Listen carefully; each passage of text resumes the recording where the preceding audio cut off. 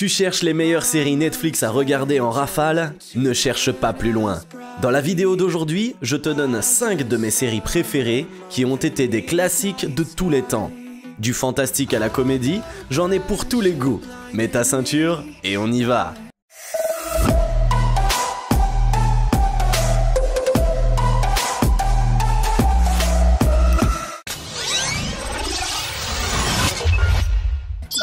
Numéro 5. Viking Valhalla.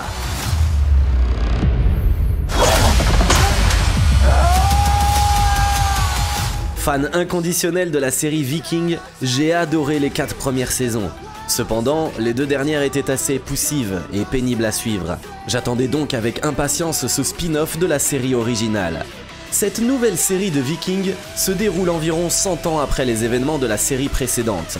Bien sûr, elle met en avant de nouveaux héros, plus ou moins attachants, avec des acteurs plus ou moins charismatiques. Le protagoniste, Leif Erikson, interprété par Sam Corlett, manque de charisme au début de la série, même si cela s'améliore avec le temps. Il a du mal à porter le rôle principal. Pire encore, il se fait voler la vedette par sa sœur Freydis, incarnée par Frida Gustafsson, et surtout par Harald Leo Sutter, le bras droit de Knut le Grand, futur roi viking dans l'histoire troublée de l'Angleterre à cette époque, magnifiquement interprété par Bradley Freegard. Du côté des méchants machiavéliques, nous sommes bien servis avec la performance de Johannes Johansson dans le rôle d'Olaf, et surtout d'Asborn Nissen dans celui de Jarl Kar, un fanatique. Voilà pour les personnages principaux de cette nouvelle saga. Quant à l'histoire, bien qu'elle fasse régulièrement référence à ses illustres prédécesseurs, la série ne prend pas de risques et nous ramène en Angleterre. Les Vikings établis en Angleterre sont sauvagement assassinés le jour de la Saint-Brice par le roi anglais Aethelred, ce qui entraîne des représailles sanglantes de la part de Knut et de sa bande de guerriers vikings. La trame est assez classique, même si l'action est omniprésente. La série manque de renouveau, même si les thèmes chers à la série originale sont présents, en particulier ceux liés à la religion dans cette période troublée de renouveau. Bien qu'intéressante d'un point de vue historique, en raison de certains faits assez proches de la réalité, la série est un peu décevante en termes de souffle épique et d'ambition. Elle est trop prisonnière de la série originale, et les auteurs ont du mal à insuffler un vent nouveau dans les aventures de ces nouveaux Vikings.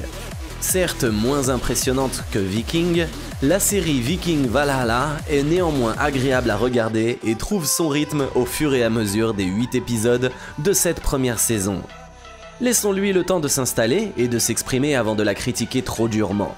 J'attends avec impatience la 2e saison qui promet de voir nos Vikings explorer d'autres terres et partir à la découverte de nouveaux horizons. Donnez-lui également une chance, malgré les critiques mitigées des fans de la série originale, car ce spin-off ne trouvera certainement pas grâce à leurs yeux, toujours tournés vers le passé. Bon visionnage. Numéro 4. Alice in Borderland.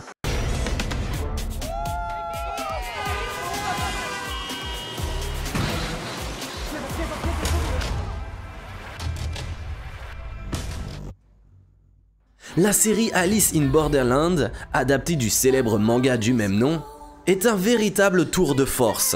Elle parvient à transposer avec succès cet univers violent et déjanté en utilisant de vrais acteurs.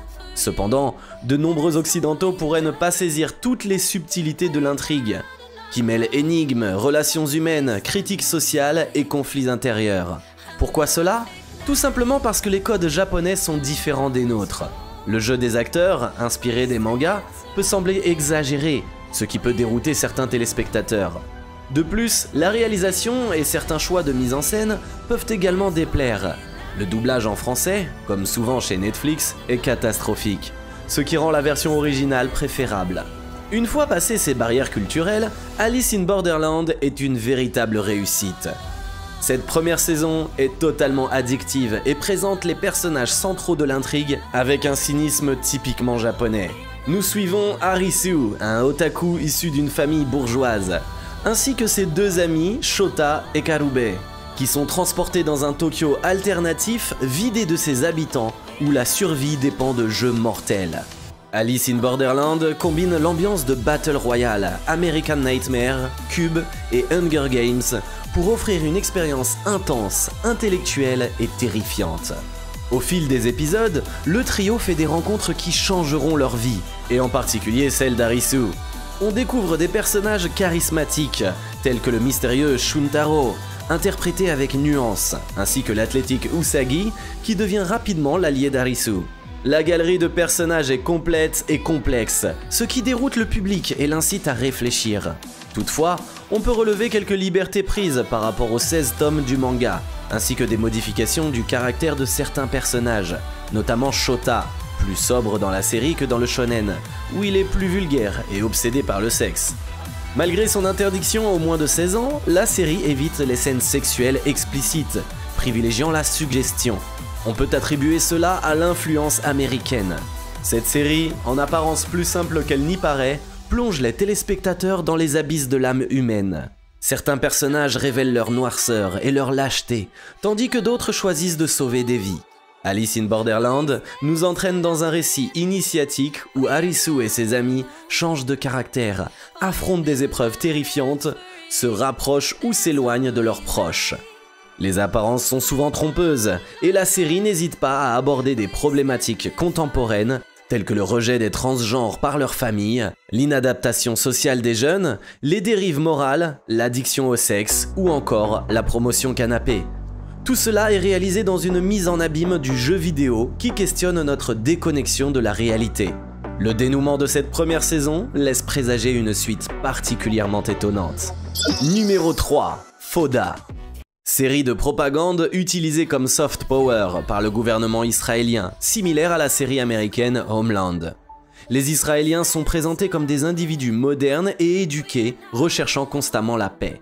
En revanche, les Palestiniens sont souvent représentés soit comme des terroristes islamiques sans désir de paix, prêts à attaquer des civils israéliens, soit comme des civils palestiniens sous l'emprise du terrible Hamas, un ennemi même haï par les Palestiniens eux-mêmes selon la série. Divisé pour mieux régner. Il n'y a rien d'autre à ajouter, car c'est toujours la même rengaine avec ce genre de productions américaines ou israéliennes, lorsqu'il s'agit d'aborder tout ce qui concerne l'islam et le Moyen-Orient. À boycotter si vous êtes passionné de cinéma. Numéro 2, The Glory. Découvrez le nouveau succès de Netflix, The Glory, classé 3e au box-office. Cette série captivante vous montre que la vengeance est un plat minutieux et bien dosé, pas simplement froid.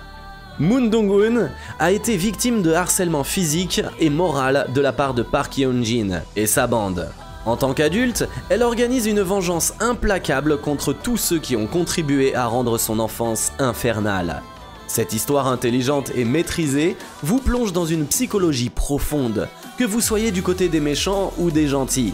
Vous serez captivé par le scénario bien construit et les révélations fascinantes d'épisode en épisode. Le casting est excellent, avec des performances magistrales de Song Ye-kyo, Jung Ji-so et Shin Ye-yeon. Vous serez ému par les personnages frappés, abusés et violentés et révoltés par l'inaction des autres autour d'eux. En Corée du Sud, de plus en plus de voix s'élèvent contre le harcèlement et des solutions sont proposées pour lutter contre la violence scolaire. Cette série soulève des questions sur la reconstruction après de telles épreuves, laissant place à une suite potentiellement intrigante. Préparez-vous à être captivé par The Glory de Netflix, une série visuellement et psychologiquement intense qui fera réfléchir. Numéro 1, The Haunting of Hill House. Titre The Haunting of Hill House, une série d'horreur captivante qui transcende les attentes grâce au talent exceptionnel de Mike Flanagan. Quand on y repense, The Haunting of Hill House n'avait pas beaucoup de prétentions originales pour attirer notre curiosité. Cependant, le réalisateur Mike Flanagan change la donne avec son génie du cinéma d'horreur. Avec une filmographie solide et des adaptations réussies, Flanagan est devenu un nom incontournable dans le genre. Avec lui aux commandes, cette série hantée promet d'être exceptionnelle. Au-delà des habituelles histoires de maisons hantées que l'on voit au cinéma et à la télévision, The Haunting of Hill House se distingue en se concentrant sur une famille déchirée par un lourd secret. Les événements qui se déroulent sur deux époques différentes nous plongent dans les conséquences dévastatrices de cette tragédie, qui continue de hanter les 5 enfants impliqués. Le drame humain est le véritable cœur de cette série, qui se dévoile avec une construction intelligente. Chaque épisode se concentre sur un des enfants, révélant peu à peu les souffrances qu'ils ont vécues dans cette maison terrifiante. Deux nuits clés, le drame de leur mère et un malheur contemporain seront les éléments déterminants pour résoudre les mystères et réunir enfin cette famille déchirée. Les maux du présent sont donc le résultat de leur passé non résolu. Nell, notamment, est hantée par des apparitions de son enfance. La première moitié de la saison dévoile progressivement ce mystère, culminant dans un 5e épisode époustouflant. Les personnages sont en proie à des déchirements, mais ils finissent par se réunir, obligés de briser le silence de leur père pour mettre fin à des décennies d'ombre. The Haunting of Hill House est bien plus qu'une simple histoire de famille tourmentée par le paranormal. C'est une exploration profonde des peurs et des secrets qui nous hantent tous, magnifiée par le talent de Mike Flanagan. Préparez-vous à être captivé et terrifié par cette série qui repousse les limites du genre de l'horreur. Just hope I am okay with the choices I make. Maybe then I'll understand. You said I'd fly away.